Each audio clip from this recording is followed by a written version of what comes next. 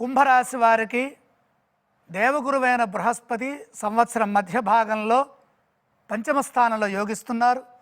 4, 5, 6 రాసుల్లో గురు సంచారం ఉంటుంది. 4, 6 రాసులు సహకరించవు, కానీ 5వ స్థానం బాగా సహకరిస్తుంది. ద్వితీయంలో శని ఉండటం ద్వారా ఏలినాటి శని ఇక్కడ ద్వితీయ స్థానంలో ఉన్నది.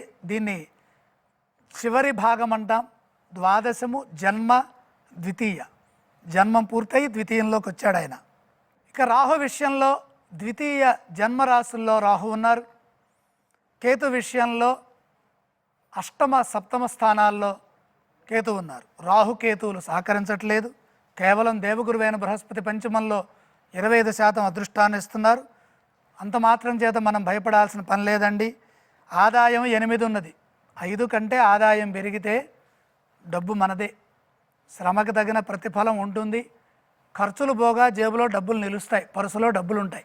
మొహమాటంతో ఖర్చు చేస్తే ఇబ్బందులు వస్తాయి. వ్యయం 14 ఉంది కాబట్టి. రాజపూజ్యం 7, అవమానం 5. గౌరవించే వారి సంఖ్య ఎక్కువగా ఉన్నప్పుడు ఎటువంటి సమస్య ఉండదు. కుంభరాశి వారికి అదృష్ట యోగం 25% బాగుంది. శ్రమకు తగిన ప్రతిఫలం ఆదాయ రూపంలో అందుతుంది. సంతృప్తిగా విశ్వాసంతో పనిచేయాలి. పలు మార్గాల్లో ధనాభివృద్ధి సూచితం. మంచి పనులకై ధనాన్ని ఖర్చు చేస్తారు. అవసరాలను దృష్టిలో పెట్టుకొని ధనాన్ని వినియోగం చేయండి. స్థిరాస్తులు వృద్ధి చెందుతాయి. పెట్టుబడులు లాభాన్ని ఇస్తాయి. అవమానం కంటే రాజపూజ్యం బాగుంది.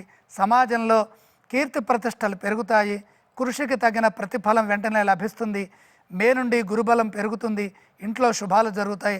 ఆశించిన ఫలితాలు, ఎన్నాళ్ళుగానో ఎదురు చూస్తున్న ఫలితాల్లో పురోగతి ఉంటుంది. ఎందుకంటే చాలా కాలం నుండి ఏలినాటి శని బాగా ఇబ్బంది పెడుతుంది కదా.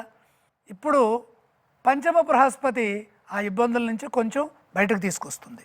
చేస్తున్న పనుల్లో పురోగతి ఉంటుంది. లక్ష్యాలను త్వరగా పూర్తి చేసుకుంటారు. వృత్తి ఉద్యోగ వ్యాపారాల్లో కలిసి వస్తుంది.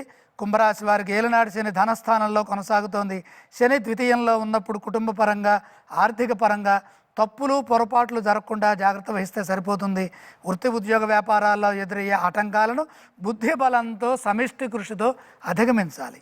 రాహుకేతువులు వ్యతిరేక స్థానాల్లో ఉన్నారు కాబట్టి, ఆ రాహుకేతువులు సహకరించలేదు కాబట్టి అసంతృప్తితో ఉండకుండా రాహుకేతువుల్ని స్మరించండి. ఇక కుంభరాశి వారి యొక్క విద్య, వృత్తి, ఉద్యోగ, ధన, అదృష్ట విషయాలని కార్యసిద్ధిని చూచినట్లయితే విద్యలో శ్రమకు తగిన ప్రతిఫలం ఉంటుంది. శ్రద్ధతో అభ్యసిస్తే మీ విద్య అభివృద్ధి పరిపూర్ణంగా ఉంటుంది. ఎందుకంటే మధ్యస్థానంలో గురువు సహకరిస్తున్నారు కాబట్టి విజయాన్ని పొందే విధంగా విద్యలో మంచి పరిస్థితి ఉన్నది. వృత్తిలో క్రియాశీలక పాత్రను పోషిస్తారు. ఉన్నత స్థానాన్ని అధిరోహిస్తారు. ఉద్యోగంలో పదోన్నతులు ఉంటాయి. క్రమంగా ఎదుగుతారు. వ్యాపారంలో లాభాలు ఉంటాయి. ఖర్చులు అధికమైనప్పటికీ కూడా బృహస్పతి అనుగ్రహం వల్ల ఆదాయం స్థిరంగా ఉంటుంది. అంటే ధనం బాగుంటుంది.